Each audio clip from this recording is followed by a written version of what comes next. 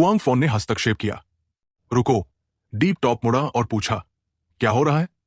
उसे याद आया कि यहां के बारे में तो एडमिनिस्ट्रेटर ने भी कुछ नहीं बताया था। अगर हम अंदर गए तो ये जगह थोड़ी खतरनाक लगती है, उसने कहा। डीप टॉप मुस्कुराया। एक ऐसी जगह जिसे वो भी नहीं जानता, जरूर एक्सप्लोर करने लायक होगी। उसने प्रस्ताव रखा, तुमने ही तो कहा था कि खाली हाथ वापस नहीं लौटना चाहते। शायद हमें यहां कोई एनपीसी या हिडन क्वेस्ट खोलने वाले प्रॉप्स मिल जाए। उसकी सोच बड़ी ही बोल्ड थी। कई गेम्स में ऐसे अंडरग्राउंड वर्ल्ड होते हैं जहां एलियंस खूबसूरत लड़कियों को बंदी बनाकर रखते हैं। निर्देशक डीप टॉप अब कल्पना करने लगा कि वो गोब्लिन्स को सब्जियों की तरह काट रहा है ताकि किडनैप की गई सुंदर लड़कियों को बचा सके। लड़कियां उसकी ओर प्रशंसा से देखती हुई कहती, भाई आप कितने स्ट्रांग हैं, जल्दी से हमें यहां से बचाइए। सीन 2 आता है। वो लड़कियों से घिरा हुआ है। भाई शुक्रिया हमें बचाने के लिए। आपका नाम क्या है? हाँ, हमें इस अंधेरे कारागार से छुड़ाने के लिए धन्यवाद। वो एक लड़की हंसती है। हाँ, मैं हूं डीप टॉप। जो अच्छे काम करता है उसका नाम कभी मिट नहीं सकता। अब से मेरे साथ चलो। क्वांग फॉन ने उस हिडन गिफ्ट के बारे में सोचा जो कि एक बैटरी था, और थोड़ी जलन भी हुई। हालांकि उसने उसकी कल्पनाओं से सहमति नहीं जताई, परंतु इस तरह के गेम में हिडन लेवल वाकई कीमती हो सकते थे। वो सोच रहा था कि शायद कोई खजाना मिल जाए या तोप दागने का मौका। डीप टॉप ने उसका कंधा पकड़कर कहा, चलो रेडी हो जाओ, मैं अपना बैग लेकर आता हूं। वो धीरे से याद दिलाता है, हाँ, लेकिन मैं फिर से याद दिलाना चाहता हूं, पुराने एडमिन की बात मत भूलना। इसी समय क्वांग की याद फिर जागी। याद रखना, अगर किसी और प्रजाति से सामना हो तो लड़ाई से बचो। भागो जितना हो सके। अगर लड़ना जरूरी हो तो अंत तक लड़ो। कभी भी सरेंडर मत करना। सरेंडर करना मतलब खुदकुशी करना। दोनों ने सिर हिलाकर सहमति जताई। सही कहा। वे अंदर चल पड़े। दूर कहीं कुछ मशरूम हरे रंग की चमक लिए हुए दिखाई दे रहे थे। दोनों पानी में कदम रखते हुए आगे बढ़े और अंदर गए। डीप टॉप मशरूम को देखकर हैरान हुआ।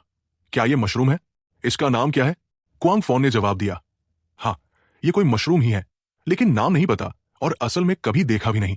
डीप टॉप ने कहा, तो क्यों ना हम कुछ मशरूम उठा लें और वापस चले।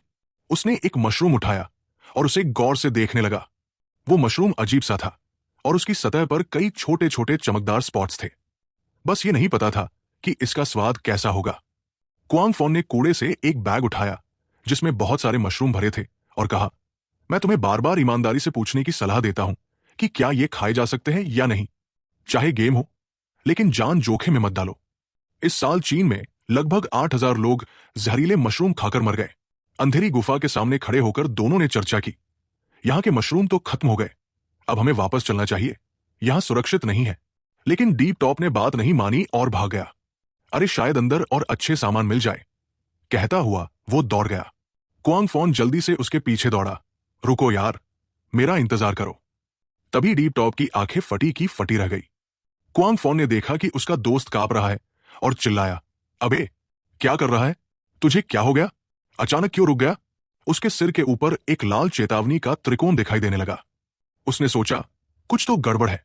डीप टॉप कांप रहा था, उसे दम घुटने जैसा लग रहा था, और उसने एक विशाल काली कौवा भी देखी। साथ ही किसी अंदर से आती आवाजें भी सुनी। क्या यह किसी दूसरी प्रजाति की आवाज है? एक पल सोचा और फिर डीप टॉप पलटकर दौड़ने लगा। क्वांग फॉन घबरा गया और चिल्लाया, अबे रुक, कुछ तो बोल कर।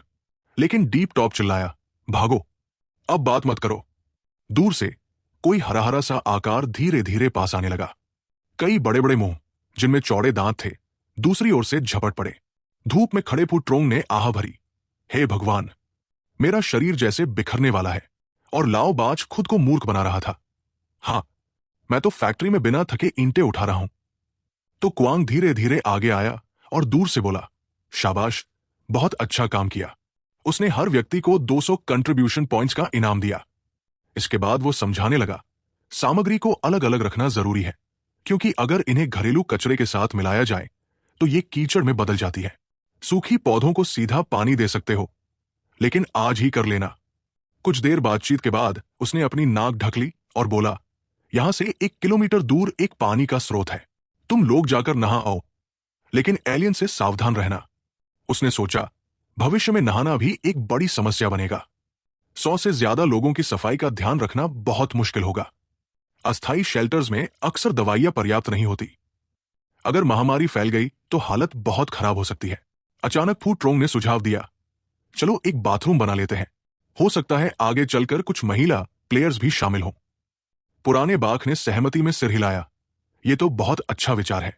फू ट्रोंग ने कल्पना की लड़कियों के स्नान करने की और थोड़े रोमांच से भर गया, आखिर हम लड़कियों को बाहर कैसे नहाने देंगे?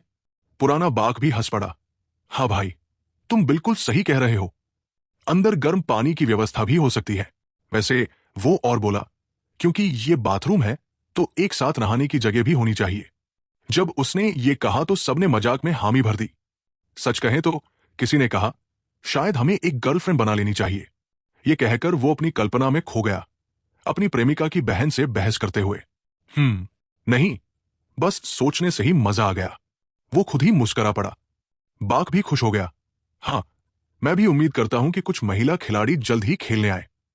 कुआंग ने दोनों को देखा और अवाक रह गया। उसने कभी इतना बेशर्म व्यवहार नहीं देखा था। अचानक दूर से एक आकृति चिल्लाते हुए दौड़ी, मदद करो, मदद करो।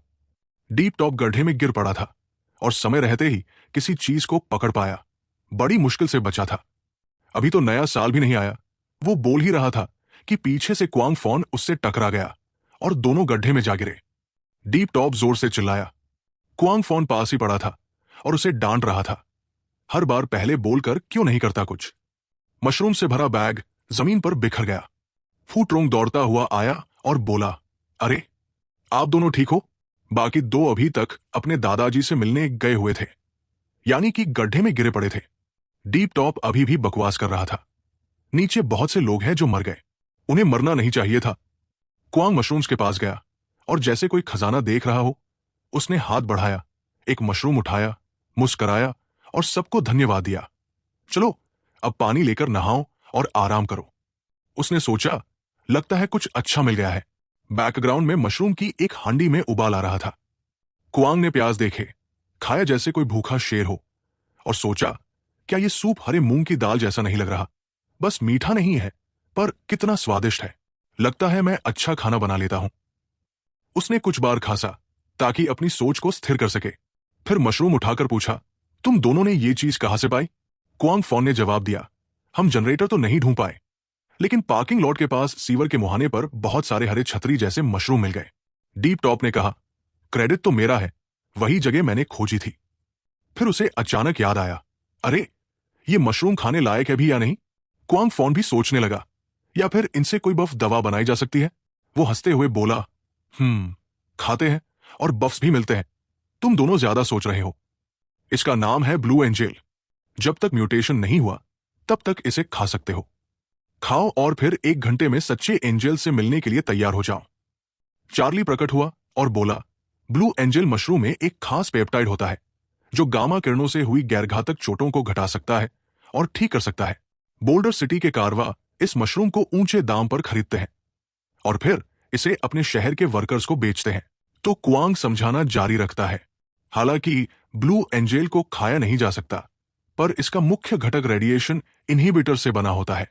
सौभाग्य से तुम दोनों अंदर नहीं गए, क्योंकि ये मशरूम अक्सर म्यूटेंट लीचेस के घोंसले के पास उगते हैं। ये सुनकर दोनों चौंक गए। लीचेस म्यूटेट हो गई है? उन्होंने पूछा। उसने कहा, हाँ, म्यूटेंट लीचेस की लंबाई आमतौर पर हथेली के आकार की होती है, लेकिन जब वे वयस्क होती हैं तो इनकी लंबाई 1 मीटर से अधिक हो जाती है, कुछ तो 3 मीटर तक पहुंचती है। कहा जाता है कि वयस्क होने पर उनका खाना पीना का तरीका भी बदल जाता है। वे एक जिंदा इंसान को भी निगल सकती है। लीच द्वारा शांतिपूर्वक किसी इंसान को पकड़ने का दृश्य दोनों की आंखों में कौंध गया। डीप टॉप ने मन ही मन सोचा, ओह, अभी तो हम बस नर्क के दरवाजे से ही लौटे हैं। क्वांग फॉन सोचने लगा, अच्छा, तो वो जो आवाज आ रही थी वो म्यूटेंट लीचेस की थी। क्वांग ने ठोड़ी पर हाथ रखकर कहा, लगता है तुम लोग अभी भी सीवर के मुहाने की जगह ठीक से याद रखते हो। क्वांग फॉन ने नक्शे पर इशारा करते हुए कहा, याद है, मैंने यहां मार किया था। ठीक है, समझ गया, क्वांग ने जवाब दिया और सोचा, ये लोग अब पहले से ज्यादा भरोसेमंद बन रहे हैं। इसके बाद उसने घोषणा की कि इस मिशन में फॉन और डीप टॉप को 200 कंट्रीब्यूशन पॉइंट्स दिए जाते हैं, जिसमें से 20 पॉइंट्स उन्हें ग्रीन अम्ब्रेला मशरूम्स के लिए मिले। ये सुनकर दोनों की जिंदगी से फिर प्यार हो गया। उन्होंने एडमिनिस्ट्रेटर का शुक्रिया अदा किया और क्वांग मुस्कुराते हुए पलट गया। अविश्वसनीय है, इन्होंने इतनी मुश्किल से मिलने वाली चीज खोज ली, लेकिन इनाम ज्यादा नहीं दिया जा सकता, वरना सब जोखिम उठाकर इन्हें उठाने दौड़ेंगे। और कहीं गलती से जान चली गई तो? उसने सोचा। बहुत नजदीक ही म्यूटेड लीचेस का घोंसला था। पूरी टीम के खालिए जाने का दृश्य सोचकर कुआंग ने मन ही मन हिसाब लगाया। खैर, सबसे पहले तो कोई जनरेटर या ऐसा ही कुछ ढूंढना बेहतर रहेगा। ग्रीन अम्ब्रेला मशरूम से निपटना जरूरी है। यहां लगभग 2 किलो है। बाजार के हिसाब से हर 50 ग्राम का मूल्य 40 आलू है, यानी कि ये मेरी 5 महीने की सेविंग्स के बराबर है। और ये तो सिर्फ रिसाइकलिंग बिन के दाम है। असली कीमत तो शायद इससे दुगनी हो। थोड़ा सोचने के बाद कुआंग ने कहा, मैं बाहर और सामग्री लेने जा रहा हूं। तुम लोग यही रुको और ज्यादा दूर मत जाना। ठीक 5 बजे एक टू दैट नामक सिस्टम एलिवेटर खोलेगा ताकि तुम लोग शेल्टर लौट सको। टू दैट ही तुम्हारे काम की प्रभावशीलता का मूल्यांकन करेगा। अगर कुछ समझ न आए तो दोबारा पूछ सकते हो। पूरी टीम ने एक साथ जवाब दिया, जी। थोड़ी देर बाद सूप की आग बुझा दी गई और सब इकट्ठा होकर बात करने लगे। फूट्रोंग सोच में पड़ गया।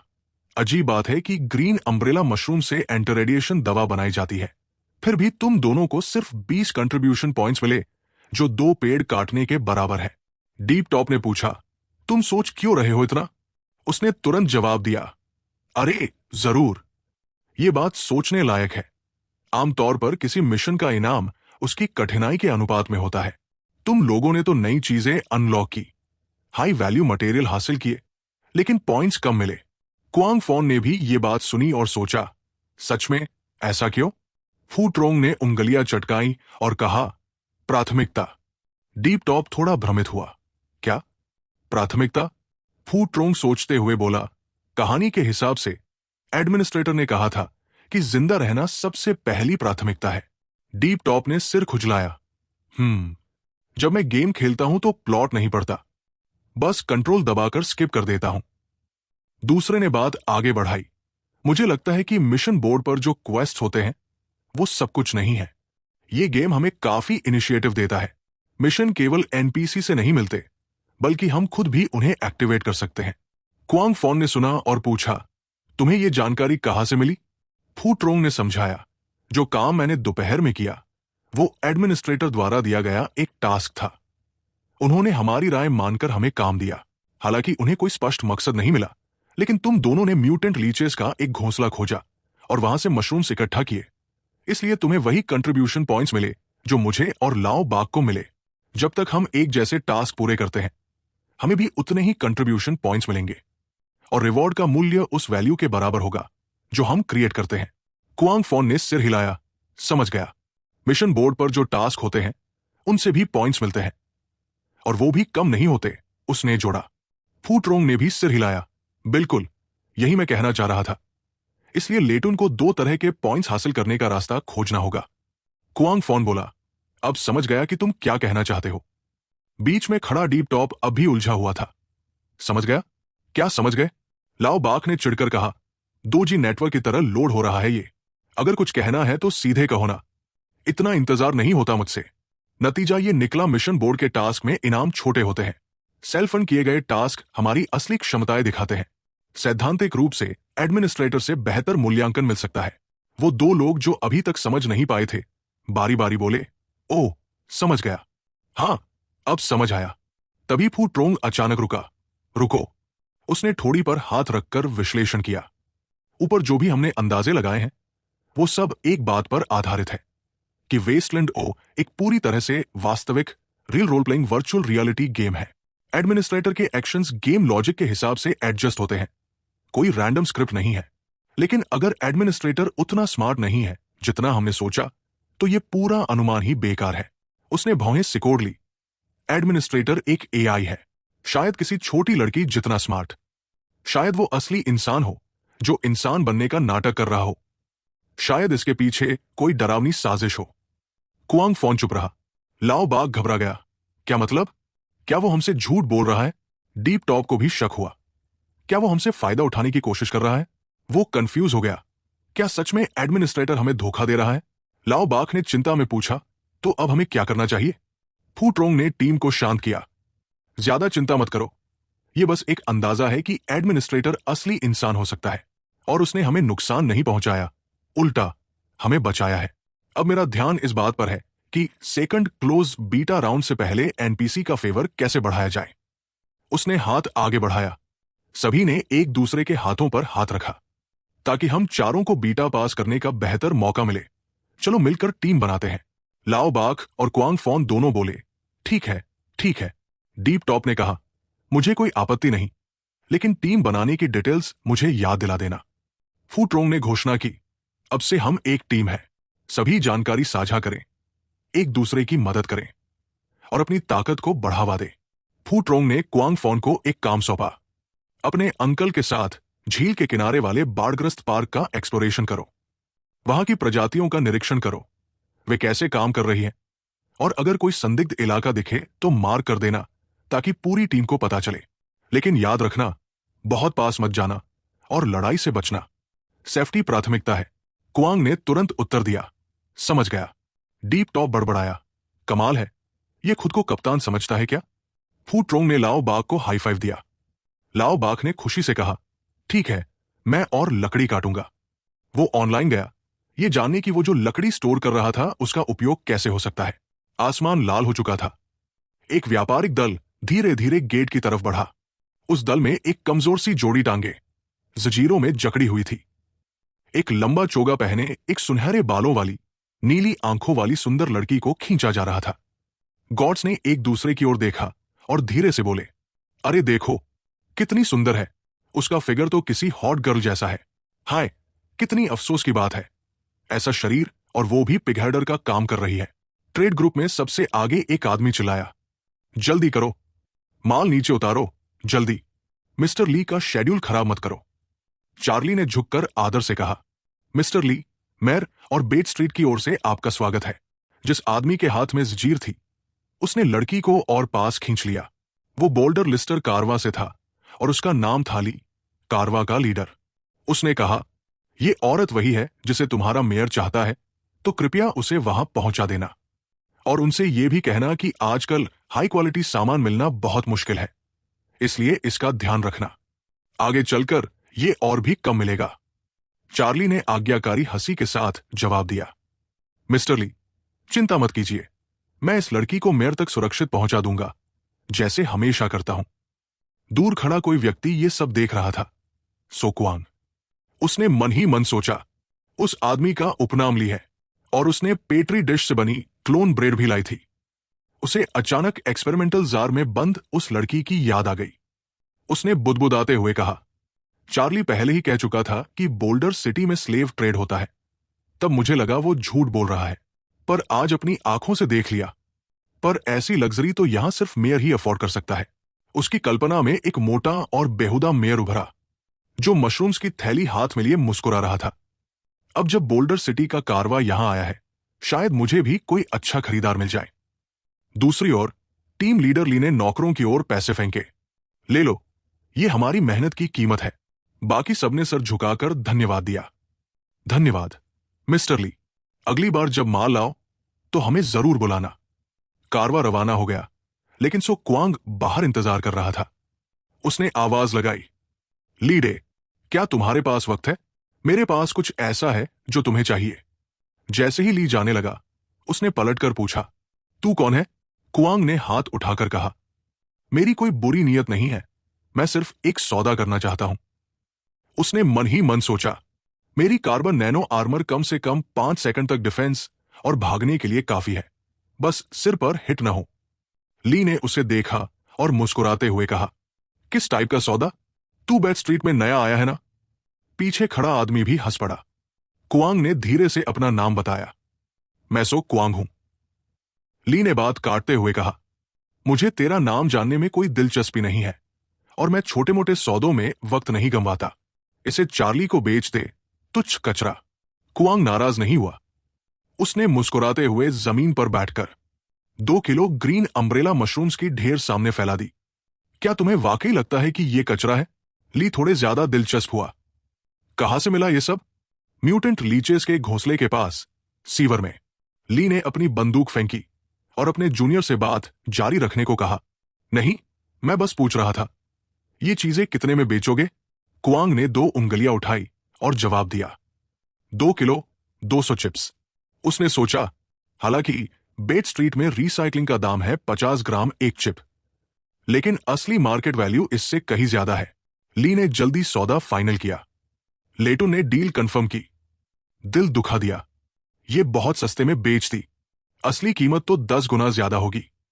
उसने कल्पना की, मोटा मेयर इधर उधर लड़कियों को बाहों में लिए मशरूम्स बेचकर चिप्स लूट रहा है। सोचकर उसे कसक हुई। टीम लीडर ली ने मुस्कुराते हुए कहा, उम्मीद करता हूं कि आज का यह सौदा चार्ली को पता न चले। सो क्वांग भी मुस्कुराया, बिल्कुल नहीं चलेगा, और मुझे भी कोई झंझट नहीं चाहिए। ली ने सराहना करते हुए कहा, हाँ, तू तो बड़ा चालाक निकला। वो आगे बोला, मैं तुम्हें अभी 200 चिप्स दे सकता हूं, लेकिन मेरा अंदाजा है कि तुम उन चिप्स से कुछ खरीदने ही वाले हो, तो क्यों न सीधे मुझसे ही खरीद लो। मार्केट वालों से तो दाम दुगने होंगे। मेरे पास कुछ और माल है, मैं डिस्काउंट पर दे सकता हूं। ठीक है? सो क्वांग ने सीधे पूछा, मुझे एक गन चाहिए। उसने मन में सोचा, वाओ, 20% की छूट। मुझे तो यकीन नहीं हो रहा, पर अगर ये बेट स्ट्रीट से सस्ती दे रहा है तो मना करने की कोई वजह नहीं। ली ने चुटकी बजाई और सौदा पक्का किया। कोई बात नहीं, ये 9 मिमी आयरन पाइप राइफल है, सिर्फ 200 चिप्स में। मैं 30 गोलियां भी दूंगा। 1 बुलेट 1.1 चिप। ये दाम पूरी तरह से फेयर है। उसने बंदूक सो क्वांग को दी। सो क्वांग ने उसे हाथ में लेकर परखा। फिर नीचे झुकते हुए उसने पूछा, तुमने कहा था कि प्राइस 20% कम किया है? ली ने ईमानदारी से जवाब दिया, हाँ, अगर तुम्हें यह महंगी लगती है तो तुम्हारे पास सस्ती भी है। ये जो मेरे हाथ में है सिर्फ 100 चिप्स में मिल जाएगी। 5 मिमी कैलिबर की है, लूटेरों से बचाव में काम आएगी, लेकिन एलियंस के खिलाफ नहीं चलेगी। सो क्वांग ने मन ही मन सोचा, ये तो मल्टीग्रेड घटिया माल है, और फिर भी 20% डिस्काउंट पर महंगा बेचा जा रहा है। क्या धूर्त व्यापारी है ये। फिर भी उसने संयमित अंदाज में कहा, मुझे 9 मिमी आयरन पाइप राइफल चाहिए, साथ में 60 गोलियां भी। इसके अलावा 25 पोटैटो पॉइंट्स का खाना और बाकी सामान भी चाहिए। ली थोड़ी देर के लिए चौंका। तुम्हारा दिमाग खराब है क्या? सो क्वांग मुस्कुराया और विनम्रता से बोला, म्यूटेंट लीचेस के घोंसले के पास 2 किलो से ज्यादा मशरूम पड़े हैं। चेयरमैन ली जैसे गुणी व्यक्ति को कुछ ज्यादा समझाने की जरूरत नहीं है। आप समझ गए होंगे मेरा इशारा। ली ने पूछा, क्या तुम चाहते हो कि मैं तुम पर निवेश करूं? सो क्वांग ने तुरंत जवाब दिया, क्यों नहीं? मैं दावा करता हूं कि अगले शिपमेंट में 8 से 10 गुना ज्यादा मशरूम लाऊंगा। ली मन ही मन मुस्कुराया। 20 किलो ब्लू एंजल। अगर बोल्डर सिटी भेज दूं तो बड़ी कमाई हो जाएगी। गन क्या, सैकड़ों गन खरीद लूंगा। फिर उसने हाथ बढ़ाकर कहा, साथ काम करो। मेरा नाम ली है। मैं आम लोगों से सौदा नहीं करता, लेकिन तुम एक अपवाद हो। तुम मुझे पसंद आए। सो क्वांग ने भी हाथ मिलाया। शुक्रिया, मेरा नाम सो क्वांग है। ली मुस्कुराया, पता है, तुमने पहले ही बताया था। उम्मीद है हमारी साझेदारी अच्छी चलेगी। सो क्वांग ने खुश होकर कहा, मुझे भी मिस्टर ली के साथ काम करके खुशी हो रही है। फिर उसने मन ही मन सोचा, आज तूने मुझे बेवकूफ बना लिया, लेकिन किसी दिन मैं सो क्वांग बदला जरूर लूंगा। ली फिर बोला, मुझे एक नई आयरन राइफल, 60 गोलियां और कुछ और सामान दिलवा दो। सो क्वांग ने विनम्रता से जवाब दिया और ली की दी गई। ऊर्जा पत्थर को छुआ, जरूर इस पत्थर में कोई छुपा हुआ फायदा होगा। सो क्वांग ने सावधानी से कपड़े में लपेटकर हथियार पैक किया। फिर अपना वेतन लेने के लिए हाथ बढ़ाया। ली ने उसकी ओर इशारा करते हुए कहा, अब तक किसी ने भी मेरे हाथ से चिप्स नहीं निकाले, तुम पहले हो। सो क्वांग ने शांत भाव से जवाब दिया, लगता है आज मेरी किस्मत वाकई अच्छी है। ली के मन में उस छोटे बच्चे की छवि आई, जो राक्षसों के मुंह के सामने खड़ा था। उसने थोड़ा गहराई से कहा, उम्मीद है तुम्हारी किस्मत आगे भी काम करेगी। आखिर हमारी साझेदारी तो अभी शुरू हुई है। तुम जानते हो कि ग्रीन बॉक्स म्यूटेंट्स के घोंसले के बहुत करीब है। सो क्वांग ने अपनी ठुड्डी सहलाई और सोचा, ये बात तो सही है, कौन जाने वहां कितनी लीचेस छुपी हुई है। सो क्वांग अपने साथियों को देख रहा था। वे लीच मॉन्स्टर पर गोलियां चला रहे थे, लेकिन उस पर कोई असर नहीं हो रहा था। सबसे डरावनी बात यह थी कि उसके शरीर में छेद करने वाली गोलियां भी बेकार साबित हो रही थी। फिर अचानक, न जाने कब, कोई उस जीव को बीच से काट गया। वो तड़प उठा। पर जो बात सबसे ज्यादा डरावनी थी, वो थी उसकी पुनर्जीवन शक्ति। कटा हुआ शरीर अचानक दो हिस्सों में बंट गया और उन दोनों हिस्सों ने तेजी से खुद को दोबारा जोड़ना शुरू कर दिया, मानो एक प्लेट पर पड़ा जेली जैसा कुछ। कट जाने के बाद भी कुछ ही देर में दोनों हिस्से दो नए जीव बन गए। सिर्फ हल्के से छेद करने से तो उसका कुछ बिगड़ना नामुमकिन था। वर्तमान में लौटते हुए सो क्वांग ने चुपचाप एक नई योजना पर विचार किया। उसने सोचा, शायद इसे जलाया जा सकता है। अगर जल गया तो भी फायदे का सौदा है। अचानक किसी ने कंधे पर हाथ रखा। सोच में डूबे सो क्वांग को टीम लीडर ली के इस स्पर्श से झटका सा लगा। ली ने कहा, मैं महीने के अंत तक लौटूंगा, या शायद ये हमारी आखिरी मुलाकात हो। अगली बार 20 किलो ग्रीन अम्ब्रेला ले आना, मैं तुम्हारे इंतजार में रहूंगा। फिर उसने प्रस्ताव रखा, 20 किलो ग्रीन अम्ब्रेला के लिए मैं तुम्हें 2000 चिप्स देने को तैयार हूं। या फिर मेरे साथ ही रहो, जो चाहिए वो मंगवाओ, खुद जाकर लेने की जरूरत नहीं, कोई और डिलीवर कर देगा। सो क्वांग को उसकी बात मजाकिया लगी। उसने पूछा, मैं कैसे मानूं कि जो मुझे चाहिए वो तुम्हारे गोदाम में है? फिर से बेवकूफ बनाने की योजना है क्या? ली ने चुटकी बजाई और इशारा किया। उसके अधीनस्थ लोग एक बोर्ड लेकर आए।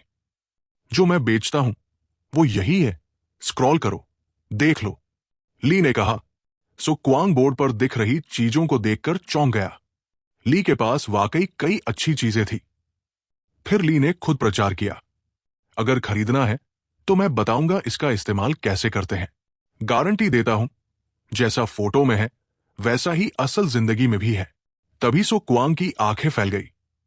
उसे वही चीज दिख गई जो उसे चाहिए थी।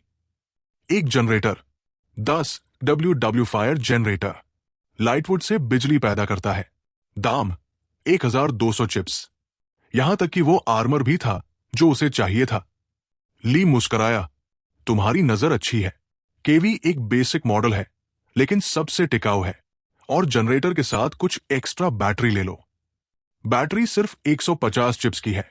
पूरा सिस्टम बदलवाना भी 1000 चिप्स से ज्यादा का नहीं पड़ेगा।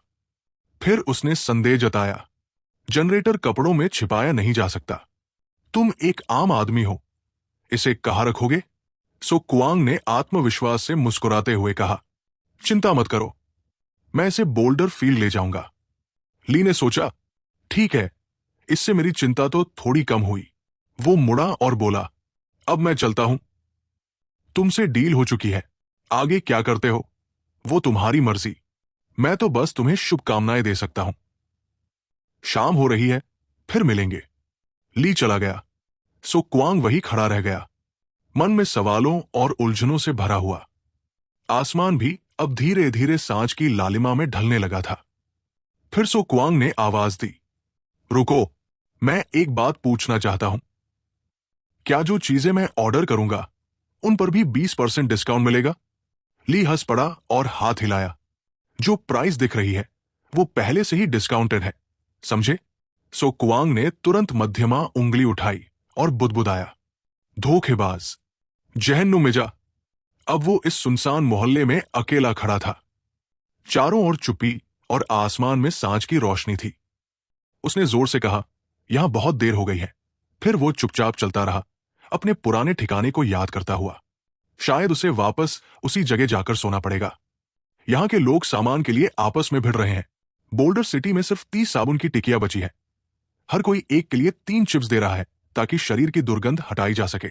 ब्राउन फार्म का खाना पकाने का तेल 10 चिप्स प्रति लीटर बिक रहा है। अगर किसी को सस्ता लगता है तो बोलो, बोली लगाओ, दिखाओ कि तुम खरीदना चाहते हो। उन्हीं में से एक बूढ़ा चार्ली थक कर पसीना पोंछ रहा था और उसे देखकर थक गया था। क्या कोशर नमक है? मुझे तंबाकू के सूखे पत्ते भी चाहिए जिन्हें भिगोया जा सके, उसने पूछा। कोशर ने तुरंत बताया, कोशर नमक और तंबाकू की पत्तियां मिल जाएंगी। मैं बहुत थक चुका हूं, खुद जाकर ले लो। मैं कुछ सोच ही रहा था कि अचानक एक आवाज गूंजी और मेरी निगाह उधर चली गई। बाजार से एक आदेश आया था। सबने उसे साफ साफ सुना। एक आदमी हाथ में साइन लेकर गर्व से लोगों को ऐलान करता रहा कि महीने के अंत से पहले हर परिवार को 100 किलो गुदा और 2 बॉक्स फर देने होंगे। कृपया याद रखें। ये सुनते ही लोग बड़बड़ाने लगे। 2 महीने पहले हमने पैसे दिए थे, अब फिर से देना पड़ेगा। मैं बहुत थक गया हूं, अब कुछ समझ नहीं आता। अगर हमारे पास पैसे नहीं हुए तो हम तीनों को बाहर सोना पड़ेगा। किसी ने कहा, तुम 2 चुप रहो, ब्राउन फार्म के मुकाबले हम कहीं ज्यादा अमीर हैं। ये सुनते ही उसे वो मोटा मेयर याद आ गया जो आराम से धुआं उड़ाता रहता है, और उसे बहुत असहज महसूस हुआ। किसी की आवाज उसके कानों में गूंजती रही, तुम 2 छोड़ो, ब्राउन फार्म से तो हम कहीं बेहतर हैं। तू गंदी लड़की, दूर हट जा। एक और आवाज आई, नहीं भाई, मुझे घर की देखभाल करने दो। ये तीसरा बच्चा था, वुंग दुकफुक। उधर सो क्वांग अभी भी अकेले चुपचाप चल रहा था, और दूसरी ओर से वो तू एंडू और दुकफुक की बहस चुपचाप देख रहा था। दुकफुक लगातार उसका अपमान कर रहा था, ये गंदी लड़की, दूर हट जा, जबकि तू एंडू उससे मिन्नतें कर रही थी। भाई, मुझे घर की देखभाल करने दो। वो तीसरा बेटा वुंग दुकफुक गुस्से में बोला, मैंने कहा ना, वो मर गया है। ये सुनकर तू एंडू का चेहरा लाल हो गया और वो कांपने लगी। फिर अचानक वो चिल्लाई, वो मरा नहीं है, वो मरा नहीं है, वो मरा नहीं है। दुकफुक घबरा गया। मैं झूठ नहीं बोल रहा, वो 4-5 दिन से वापस नहीं आया। उसने घृणास्पद चेहरा बनाकर समझाया, क्या तुम्हारे परिवार को मुनाफे में हिस्सा चाहिए? मैं सब कुछ अकेले नहीं ले जा रहा हूं। जो मिलाजुला सामान है वो मेरा है, बाकी तुम रख लो। तू एंडू ने हार नहीं मानी। उसने उंगली से उसकी ओर इशारा कर कहा, दूर हटो। वो मेरे कामों से चिढ़ गया था और गुस्से में दांत पीस रहा था। वो अब बर्दाश्त नहीं कर सका, मारने ही वाला था। अगर मार खाना नहीं चाहती तो अभी निकल जा। वो चौंकी, लेकिन पीछे नहीं हटी। मैं कहीं नहीं जा रही। अब वो थोड़ी डरी जरूर थी, लेकिन अंदर से मजबूत बनी रही। तुम हिम्मत कैसे कर सकती हो किसी पर हाथ उठाने की? वो घमंड से भरा हुआ था और उसके चेहरे पर घूंसा मारने जा रहा था। हाँ, तुम्हारे बाप और भाई यहां नहीं है, अब कौन रोकेगा? तभी एक हाथ सामने आया, वो सो क्वांग था।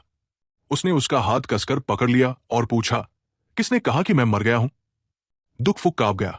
तू एंडू ने भाई को देखा और तुरंत खुश हो गई। भाई। वो तुरंत उसके पीछे दौड़ी और कहा, कल ये यहां आया था तुम्हारा घर तोड़ने, मैंने रोका तो मुझे मारने लगा। तुमने शांत भाव से उसे दूर धकेल दिया। ठीक है, समझ गया, तुम्हारा ख्याल रखने के लिए शुक्रिया। फिर तुमने एक हाथ से उसे गले लगाया और हिम्मत से कहा, जिससे वो शर्म से लाल हो गई, जब तक मैं यहां हूं कोई भी इसे परेशान नहीं कर सकता।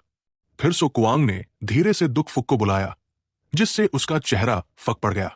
छोटे राजा, उसका चेहरा अचानक काला पड़ गया और वो बिना किसी हाव भाव के बस सीधा उसकी ओर देखता रहा, पर स्वर में नरमी थी। क्या तुम खुद घर जाना चाहते हो या मैं तुम्हें छोड़ दूं? सो कुआंग ने पीठ पीछे हाथ ले जाकर ऐसे किया जैसे वो कोई हथियार निकालना चाहता हो, जिससे दुकफुक को डर लगे। तो क्या तुम खुद जाओगे या मैं तुम्हें जबरदस्ती ले चलूं? सो कुआंग की धमकी भरी मुद्रा देखकर दुकफुक दांत भींचकर खड़ा रहा, पर उसका शरीर कांप रहा था। सो कुआंग अब लगभग लोहे की पाइप का हैंडल पकड़ने ही वाला था। तभी दुकफुक धीरे से पीछे हट गया और हकलाता हुआ बोला, मैं, और फिर भाग गया। भागते हुए भी उसने अपनी अकड़ बनाए रखने की कोशिश की। तुम लोग रुको, मैं अपने पापा और भाई को जरूर बताऊंगा। तू एंडू ने सो कुआंग की ओर प्रशंसा भरी नजरों से देखा। भाई, शुक्रिया। सो कुआंग ने संकोच से कहा, कुछ नहीं, तुमने मेरी मदद की, मैं तुम्हारी मदद करता हूं। वो चुपचाप सोचने लगा कि तू एंडू उसे इतनी देर से क्यों देख रही है? क्या क्या वो मुझे पसंद करती है? उसने झट से उसे एक लॉलीपॉप दे दिया। उसका चेहरा टोकरी की टोपी के नीचे तुरंत खिल उठा। वो मुस्कुराया। शायद पिछले कुछ दिनों से ये लड़की परेशान रही थी। चेओ एंडू ने बिना झिझक लॉलीपॉप ले लिया और बिना धन्यवाद कहे तुरंत छील कर खाने लगी। वो इतनी उत्साहित थी जैसे मीठेपन का स्वाद पहली बार चखने जा रही हो। चेओ एंडू ने मुंह में लॉली डालते हुए कहा, वैसे भी मुझे कोई और काम नहीं है। जब तुम घर से बाहर जाओगे तो मैं घर की देखभाल कर सकती हूं। सो कुआंग ने मुस्कुराते हुए चिढ़ाया, मुझे लगता है कि तुम्हें बस लॉलीपॉप खाना था, लेकिन तुम बहुत नेक दिल हो। इतनी सी चीज के लिए भी तुम्हारा धन्यवाद। अचानक एक आदमी जोर से चिल्लाया, तू एंडू, वहां क्या कर रही हो? तीन आदमी, डूहंग, डूहो और डूलाचा धीरे धीरे पास आए। तू एंडू घबरा गई। बुरा हुआ, वो उसके पिता और भाई थे जो लौट आए थे। तभी तू एंडू तुरंत वहां से गायब हो गई। सो क्वांग थोड़ा चौंका। क्या डू परिवार की इजाजत नहीं है कि वो उससे मिले? पहले ऐसा नहीं था। डूहो अक्सर उससे मिलने आता और बातें करता था। अचानक एक व्यक्ति उसके सामने आकर खड़ा हो गया, जैसे कुछ कहना चाहता हो। वो डूहो था, डू परिवार का दूसरा बेटा। उसने कहा, तुम पिछले कुछ दिन यहां नहीं दिखे। मैंने तो समझा था तुम मर गए हो। डूहो शांत था, लेकिन सो कुआंग लगभग खांस गया उसके शब्दों से। सो कुआंग ने जवाब दिया, लगता है तुम्हारी छठी इंद्रिय कुछ ज्यादा ही आगे निकल गई थी। डूहो ने तुरंत सिर हिलाया, सही कहा। फिर वो बोला, पता है, 5 वर्ग मीटर फर के लिए 4 से 5 म्यूटेंट लकड़ बग्घों का शिकार करना पड़ता है। डूहो ने गहरी सांस ली और बताया, मेयर ने एक नया आदेश जारी किया है। हर घर को 100 पाउंड जलाओ लकड़ी और 2 वर्ग मीटर पशुओं की खाल देनी होगी इस महीने के अंत से पहले। हमारे घर में 3 वयस्क पुरुष हैं। हमें 300 पाउंड लकड़ी और 6 वर्ग मीटर खाल जमा करनी है। सो कुआंग बोला, हाँ, ये बात तो मैंने वापसी पर सुन ली थी। डूहो ने तुरंत पूछा, क्या तुमने खाल का इंतजाम कर लिया है, या फिर हम साथ चले उत्तर के जंगलों में किस्मत आजमाने? ली परिवार वालों का कहना है कि वहां हिरणों के झुंड देखे गए हैं। अगर 2 हिरण मिल जाए तो खाल के साथ मांस भी मिल जाएगा। सो कुआंग सोचने लगा। लैंगो फ्लडेड पार्क और नॉर्दर्न फॉरेस्ट दोनों ही दिमाग में थे, लेकिन उसने मना कर दिया। नहीं, मुझे खुद ही कोई रास्ता सोचना होगा। उसने सोचा, वे उत्तर जाना चाहते हैं, लेकिन हमारा बेस तो उत्तर पश्चिम में है। उम्मीद है वहां पर उनसे सामना न हो। डूहो ने सलाह दी, तुम काबिल हो, लेकिन कितनी भी हिम्मत हो, एक सीमा होती है। वो वुंग नाम का बदमाश तुम्हें इसलिए परेशान करता है क्योंकि उसका परिवार ताकतवर है। अचानक डूहो को एक विचार आया। वो बोला, बस यही बात है, मेरी बहन की शादी की उम्र अगले साल हो जाएगी। थोड़ा रुककर उसने सो कुआंग के कंधे पर हाथ रखा और उसे पास बुलाते हुए बोला, अगर जल्दी हो तो आज ही शादी कर लो। यह सुनकर सो कुआंग का दम घुटने लगा। वो तुरंत एक तंग गली में भागा और दौड़ते हुए भी चिल्लाया, नहीं, शुक्रिया। पीछे से उसका भागता हुआ चेहरा देखकर डूहो ने अपना सिर खुजला लिया। क्या अफसोस की बात है, अगर वो अपनी बहन से एक बेटा पैदा कर पाता तो शायद डू परिवार को ओल्ड चार्ली जैसा कोई महान चरित्र मिल जाता। मुझे इस विचार को आगे बढ़ाने का कोई तरीका ढूंढना होगा। असल में गांव वालों की नजर में जो लोग शेल्टर छोड़ चुके हैं, उनका दिमाग बहुत तेज चलता है। ओल्ड चार्ली मेयर की मदद करता है, इसलिए वो पड़ोसियों की नजरों में एक बड़ा आदमी बन गया है। थोड़ी देर भागने के बाद सो कुआंग रुका और गहरी सांस ली ताकि खुद को शांत कर सके। कमाल है, क्या मैं पागल हो गया हूं? मैं उस लोलिता से शादी करने की बात सोच रहा हूं। वो अपने आप को रोक नहीं पाया और उस कल्पना को दोहराने लगा। जब वो सुबह नींद से जागता है और तू एंडू की नींद भरी आवाज आती है, पति सुप्रभात। और फिर खाना खाने का समय आता है और तू एंडू केवल एप्रन पहनकर पूछती है, पति पहले खाना खाओगे या नहाओगे? सो कुआंग का चेहरा लाल हो गया। उसने तेजी से सिर हिलाया ताकि ये सारे विचार उसके दिमाग से निकल जाएं, पर वो चाहकर भी इन्हें भूल नहीं पा रहा था। यहां तक कि जब तू एंडू सर्वाइवर्स के हिसाब से शादी की उम्र में पहुंच भी जाए, फिर भी वो इसे स्वीकार नहीं कर सकता। अगले दिन नर्सिंग होम के बाहर ओल्ड बाक लकड़ी के ढेर को देख रहा था। वो बोला, अगर लकड़ी अभी अभी काटी गई है और उसका इलाज नहीं किया गया तो ये पूरी तरह से फट जाएगी और मुड़ जाएगी। ये सुनकर फुत्रोंग ने पूछा, तो हमें इसे कैसे संभालना चाहिए? ओल्ड बाक मुस्कराया और बोला, इसके कई तरीके हैं। उदाहरण के लिए लकड़ी से पानी सुखाया जा सकता है। फिर उसने आगे कहा, या फिर लकड़ी के दोनों सिरों पर पेंट कर सकते हो और उसे प्राकृतिक रूप से सूखने दे सकते हो। थोड़ी देर सोचकर बाक ने जोड़ा, इसे पानी में भिगोना भी एक तरीका है, लेकिन फिर उसे उठाना और भी झंझट भरा होता है।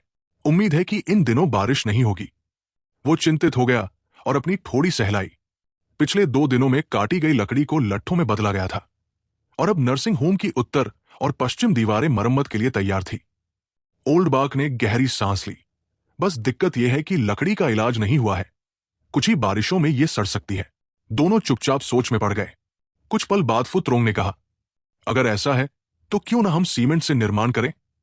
ओल्ड बाग सीमेंट के बारे में नहीं जानता था। फुत्रोंग ने समझाया, इस बंजर जमीन में बहुत सारा कंक्रीट कचरा पड़ा है, नर्सिंग होम में भी बहुत कुछ है। ओल्ड बाग ने सिर हिलाया। पुराने कंक्रीट ब्लॉक सीधे तो इस्तेमाल नहीं हो सकते, लेकिन अगर उन्हें सीमेंट के साथ मिलाकर कुछ स्टील बार से जोड़ा जाए तो साधारण संरचना तो बनाई जा सकती है। उसने मन ही मन सोचा, हालांकि ये निम्न गुणवत्ता वाला निर्माण होगा, लेकिन लकड़ी से कहीं बेहतर होगा। अचानक उसे याद आया कि अभी भी कुछ समस्या बाकी है, लेकिन इन कंक्रीट के टुकड़ों को इस्तेमाल करने के लिए पहले सीमेंट तो चाहिए, उसने कहा, और फिर मन में प्रक्रिया दोहराते हुए होंठ चबाए। सीमेंट बनाने के लिए सिर्फ कोयला नहीं, बल्कि ऐसा भट्ठा चाहिए जो 1450 डिग्री तापमान झेल सके। अचानक डीप टॉप जोर से चिल्लाया, अरे, हम वापस आ गए, हमें एक बड़ी खोज मिली है। क्वांग फोन कांपता हुआ एक बाल्टी उठाए उसके पीछे पीछे आ रहा था। डीप टॉप ने उत्साह से बताया, लैंगो के पूरब में एक नदी है जो नक्शे में नहीं है, शायद पिछले 200 सालों में बनी है। हमने पूरे झील के किनारे को पूरब से दक्षिण तक एक्सप्लोर कर लिया है। फिर उसने बाल्टी नीचे गिराई और सांसें भरते हुए बोला, रुको, मैं नक्शा लाता हूं सबको दिखाने के लिए। क्वांग फो ने नक्शे में एक गोल घेरा दिखाते हुए कहा, यह घेरा विभिन्न प्रजातियों की गतिविधियों और घोंसलों की सीमा है, और यह हिस्सा काफी सुरक्षित है, जल संग्रह के लिए उपयुक्त। फुत्रोंग ने दोनों बाल्टियों की ओर देखा और पूछा, इसमें क्या है? क्या यह सीमेंट है? दोनों को नहीं पता था। क्वांग फोन ने केवल इतना कहा, हमें यह चीज वहां नदी किनारे मिली थी। इस बीच डीप टॉप एकदम खोया हुआ था, जैसे उसने कल्पना की हो कि वो किसी लड़की को नहाते हुए देखेगा और चिल्लाएगा, छोटी बहन, गलत मत समझो, मैंने जानबूझकर नहीं देखा, लेकिन जिंदगी फिल्मों जैसी नहीं होती। डीप टॉप निराशा से बोला, मैं तो समझ रहा था कि कोई वर्चुअल सुंदरी मिलेगी, लेकिन अप्रत्याशित रूप से उसे वहां सिर्फ मिट्टी का एक ढेर मिला। क्वांग फो ने अपने साथी की बातों को नजरअंदाज किया, सोच में पड़ गया और गंभीरता से कहा, मुझे लगता है यह निर्माण सामग्री होगी, इसलिए इसे घर ले आया। ओल्ड बाग घुटने के बल बैठ गया ताकि वो बाल्टी में रखी चीज को बेहतर तरीके से देख सके। उसने कहा, पहले इसे देख लेते हैं। फिर उसने एक उंगली से मिट्टी को उठाने की कोशिश की ताकि उसकी चिपकने की ताकत समझ सके। वो बड़बड़ाया, यह निर्माण सामग्री के रूप में काम नहीं आएगी, ये छूते ही गायब हो जाती है। फिर उसने अपनी 2 उंगलियों को रगड़ा और उपयोगिता का मूल्यांकन किया। अचानक वो मुस्कुराया और बोला, लेकिन ये मिट्टी अच्छी चीज है, हमारे भट्ठे के लिए इसका उपयोग हो सकता है। डीप टॉप पूरी बात समझ नहीं पाया। फुत्रोंग ने समझाया, ओल्ड बाग और मैं सीमेंट बनाने का इरादा रखते हैं। क्वांग फोन थोड़ा संशय में था, क्या सबको यह ठीक लगेगा? ओल्ड बाग ने अपने हाथ झाड़ते हुए खड़े होते कहा, कोई बात नहीं, मत भूलो हम गेम में हैं। वो मुस्कुराया जैसे उसे सफलता की पूरी उम्मीद हो। यह एक पूरी तरह वास्तविक ओपन वर्ल्ड गेम है, इसमें कुछ भी असंभव नहीं है। चलो जल्दी शुरू करते हैं। ओल्ड बाग ने 2 बाल्टियों में मिट्टी की तरफ इशारा किया और कहा, यह मिट्टी भट्ठा बनाने के लिए पर्याप्त नहीं है, तू चलो जाकर और बाल्टियां लेकर आओ। डीप टॉप और क्वांग फोन तुरंत कूद पड़े और जवाब दिया, जी हां। क्वांग फोन हकलाते हुए बोला, ठीक है, ठीक है। डीप टॉप का चेहरा बेचैनी से भरा था, जैसे उसकी आत्मा कहीं खो गई हो। उसकी आंखों के नीचे काले घेरे साफ दिखाई दे रहे थे। उसने सोचा, क्या बाग निर्माण स्थल पर काम करता है? यहां ईंटें लगाने की व्यवस्था बिल्कुल स्पष्ट है। दोनों की व्यवस्था पूरी होने के बाद ओल्ड बाग ने फुत्रोंग की ओर देखा और मुस्कुराते हुए कहा, चलो यहां पेड़ काटना जारी रखते हैं। यह सुनकर फुत्रोंग ने उत्साह से कुल्हाड़ी उठाई और कहा, मैं तैयार हूं। ओल्ड बाग जोर से चिल्लाया, चलो हमें एडमिनिस्ट्रेटर को एक सरप्राइज देना होगा। चारों ने एक साथ हाथ उठाकर सहमति और दृढ़ संकल्प दिखाया। डीप टॉप, क्वांग फोन और फुत्रोंग ने तुरंत एक स्वर में कहा, जी हां। कुछ पल बाद जंगल से अचानक एक चीख सुनाई दी, मदद करो। डीप टॉप और क्वांग फोन डर के मारे बाहर दौड़े। उनके पीछे एक विशाल 2 सिर वाला भालू था। डीप टॉप चिल्लाया, बाघ, मेरी मदद करो। ओल्ड बाघ और फुत्रोंग मुड़कर देखा। जो नजारा उनके सामने था, वो देखकर वे हैरान रह गए। अचानक क्वांग फोन का पैर एक चट्टान से ठोकर खाकर गिर पड़ा। डीप टॉप ने पीछे मुड़कर देखा, उसकी हड्डी टूट गई थी। वो डर के मारे चिल्लाया, भाइयों, जल्दी रेंगो। भालू अपने शिकार की ओर दौड़ा, जो रेंगकर बचने की कोशिश कर रहा था। वहीं किसी और जगह से क्वांग अचानक डरावनी मुद्रा में जाग उठा। उसका चेहरा पसीने से भीगा हुआ था। उसने नजदीक रखा बंदूक उठाई और धीमी सांस लेकर सोचा, अरे, ये तो सिर्फ एक बुरा सपना था। वो अचानक सोचने लगा। इतनी कल्पना करने से ही मुझे खून निकलने जैसा महसूस हुआ। उन 4 खिलाड़ियों की वजह से, जिनके लिए उसने 5 महीने तक भोजन बचाया था, अब वो लगभग खत्म हो चुका था। चारों ओर देखा, सारी पानी और संसाधन खत्म हो चुके थे। सो क्वांग ने उस दृश्य को याद किया जहां तू एंडू थकावट से खड़ी होकर सभी को पेड़ काटते हुए देख रही थी। रुकना मना है जब तक कि सम्मानित एडमिनिस्ट्रेटर वापस ना आए। हम इंसानों को आराम की जरूरत होती है, तुम लोगों की तरह जो सिर्फ रिचार्ज करते हो। डीप टॉप इतना गुस्से में था कि उसकी आंखें लाल हो गई और वह चिल्लाया, हम इंसानों को आराम चाहिए, तुम्हारे जैसे नहीं जो केवल रिचार्ज करते हो। सो क्वांग चिंतित होकर सोचने लगा, मैं नहीं जानता वे अब कैसे हैं,